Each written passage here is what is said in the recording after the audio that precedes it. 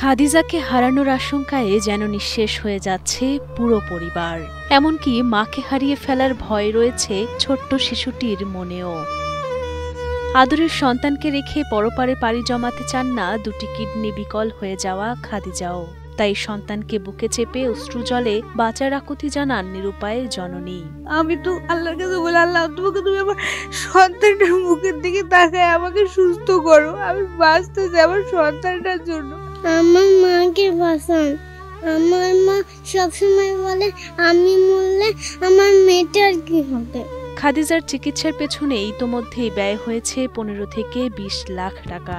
এই অর্থ জোগাড়ে খাদিজার দিনমজুর বাবা ও স্বামী শেষ করেছেন সহায় সম্বল সবকিছুই।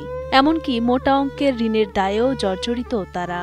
এখনও নিয়মিত ডায়ালাইসিস, রক্ত পরিবর্তন আর ঔষধেই প্রতি সপ্তাহে প্রয়োজন পড়ে 12 থেকে 15 হাজার টাকা। সপ্তাহে 2টা ডায়ালাইসিস দেওয়ার লাগে, সুই দেওয়ার লাগে 800 থেকে 900 পর্যন্ত, 3200 পর্যন্ত, 5000 পর্যন্ত একটা সুইয়ের দাম।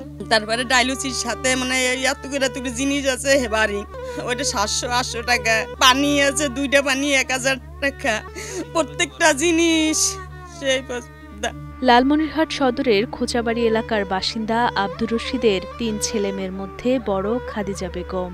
10 বছর আগে একই এলাকার দিনমজুর হেলাল শেখের সাথে বিয়ে হয় খাদিজার। সংসারে অভাব থাকলেও 6 বছর বয়সী মেয়েকে ঘিরে নানান স্বপ্ন বুনেছিলেন খাদিজা ও হেলাল শেখ দম্পতি। তবে ভাগ্যের নির্মম পরিহাসে কিছুদিন পরই অ্যাপেন্ডিসাইটিস ধরা পড়ে খাদিজার। অপারেশন করা হলেও তার শরীরে দেখা দেয় রক্তশূন্যতা, মাথা ব্যথা, শরীর দুর্বল সহ নানান সমস্যা। এক পর্যায়ে 2023 সালে পরীক্ষা নিরীক্ষা শেষে জানা যায় একটি কিডনি বিকল হয়ে গেছে খাদিজার। অর্থের অভাবে উন্নত চিকিৎসা না হয় চলতি বছরের ফেব্রুয়ারিতে অন্য কিডনিও বিকল হয়ে গেছে তার। সারাদিন আমি ইনকাম করি 500-600 টাকা।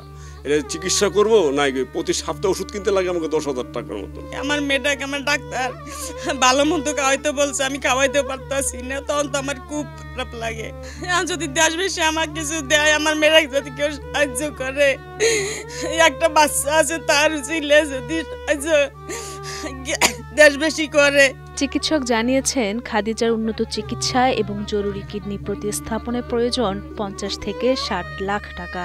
তবে অসহায় পরিবারের কাছে নেই কোনো অর্থই। অসহায় পরিবারটি অনুরোধ জানান সরকার ও সমাজের সহৃদয়বান ব্যক্তিদের কাছে। তাদের আর্থিক সাহায্যই হতে পারে খাদিজার বেঁচে থাকার ভরসা। আমার চাওয়া আল্লাহ দশে যেন সবাই কিছু সাহায্য করে, আমার বউ যেন ভালো হয়। ডাক্তার তো বলছে ওনার 2টা কিডনি দিতে হবে। 2টা কিডনির পিছনে তো সর্বনিম্ন বলা চলে যে 40 থেকে 50 লাখ টাকা। এখন এতগুলো তো টাকা আমাদের কাছে নেই, আমরা তো এখন বাইরে যাওয়ার মতো কোনো আমাদের অপশন নেই। সরকার যদি একটু আর্থিক সহযোগিতা করতো তাহলে হয়তো আমার বোনটা একটু দীর্ঘদিন বাঁচতো। আমার একটা ছোট একটা ভাগ্নি আছে, ভাগ্নিটাও ভালো থাকতো।